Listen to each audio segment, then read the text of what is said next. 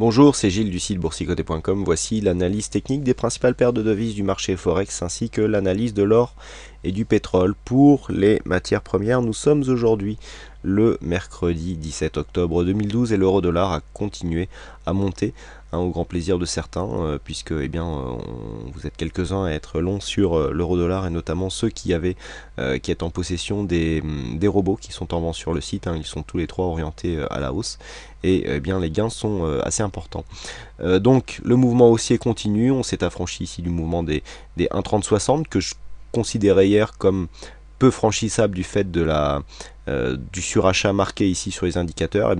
Je vous avais dit que tout était possible et heureusement, puisque vous voyez que la hausse a bien continué et même on a gagné quasiment 100 pips par rapport au moment où je faisais l'analyse hier. Donc la hausse a été quand même continue. Quoi qu'il en soit, là nous sommes en surachat, nous avons maintenant un retournement sur le MACD et donc là il devrait y avoir une phase de consolidation. Donc pour ceux qui visent la phase de consolidation, on pourra ici viser les 1,3060 qui correspondent à une zone d'overlap qui est très intéressante et qui devrait coïncider ici avec l'arrivée de la moyenne mobile 20 exponentielle. Donc on voit ici que l'euro-dollar pourrait à de grandes probabilités de consolider quand même dans les prochaines heures.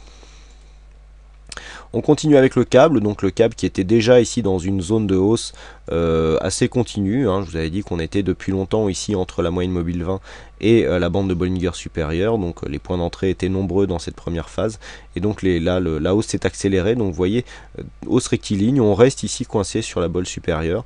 Alors on a maintenant une situation clairement en surachat, on a un retournement qui est en train de s'opérer sur le MACD, mais attention, la bougie n'est pas clôturée, donc on peut encore avoir une hausse qui transforme cet histogramme en vert et donc qui perpétue sous la suite du mouvement. Vous voyez comment on s'est bien arrêté pour l'instant ici sur les 1,6176, qui est une résistance qui était déjà identifiée donc sur le câble, et comment ce contact a provoqué une réaction qui est en train de se transformer en phase de consolidation.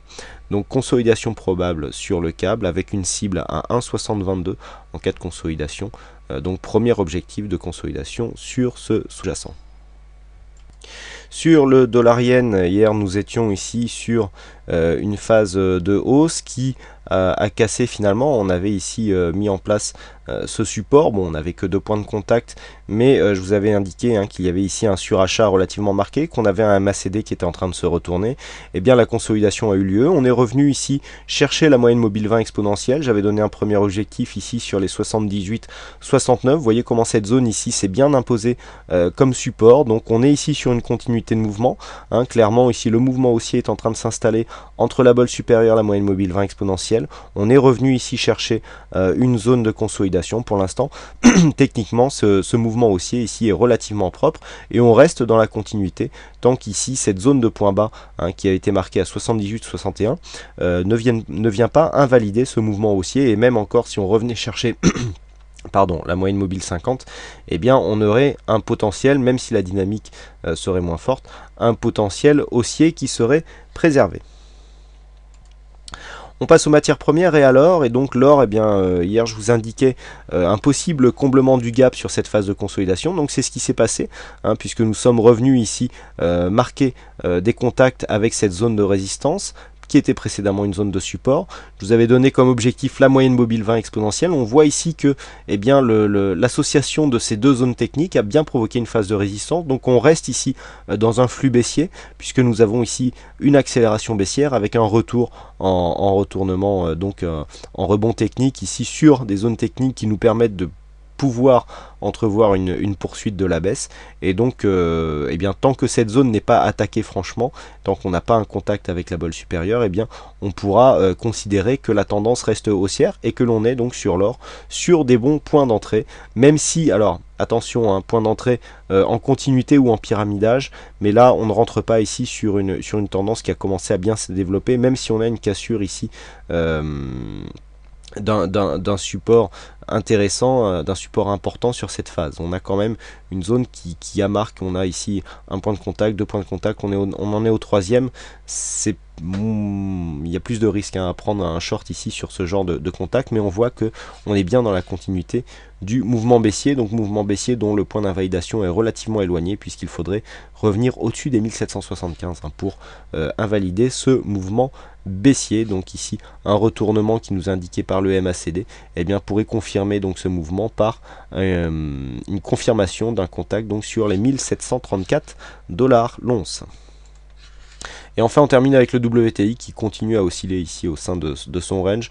On a une petite phase de baisse ici suite aux chiffres des stocks de pétrole américains, mais bon, qui ramenait à une échelle de temps, à une unité de temps de 4 heures, ne représente pas grand chose. Donc on est parti ici de 92,80 pour descendre à 91,50.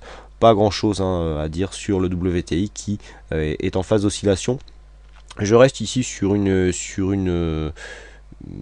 vue plutôt haussière. On est ici sur une phase où même si la tendance est très peu marquée, on est quand même dans une évolution qui reste plutôt haussière sur le WTI. Voilà ce que l'on peut dire donc sur ces analyses des principales paires de devises Forex et matières premières. Il ne me reste plus qu'à vous souhaiter à toutes et à tous une bonne soirée, bonne chance dans vos trades futurs, et je vous donne rendez-vous dès demain pour d'autres analyses techniques en vidéo. Bonsoir à tous.